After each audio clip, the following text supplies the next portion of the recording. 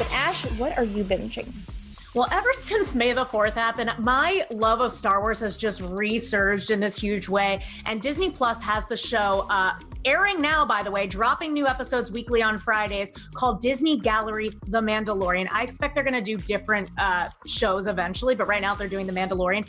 The second episode, titled Legacy, check it out. It is a must-see for any Star Wars fan. Dave Filoni, our man, our EP, co-EP with Jon Favreau, absolutely just takes you to church in this episode. And if you guys don't know much about Dave Filoni, he's George Lucas's protege, so he knows Star Wars probably more than anyone who is currently working on it. I could not be more hyped for season 2 of The Mandalorian, which brings me to some kind of news that's been buzzing around. Yeah.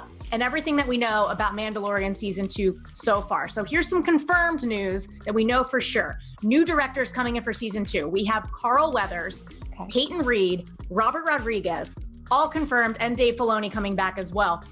And then we have some new characters reported. So Slash Films reported that Ahsoka Tano is going to be coming, played by Rosario Dawson. She's a very famous character from Clone Wars and Rebels. She's animated. We haven't seen her live action yet. And then we have Boba Fett himself coming to Mandalorian season 2, reportedly from The Hollywood Reporter. This is huge. This means that Boba Fett survived the Sarlacc pit in Return of the Jedi. You know when he immediately dies? Mm-hmm. There's been theories for years about how he could have possibly survived. And the weirdest thing is I asked Dave Filoni about this at the season 1 premiere, and here's what he had to say.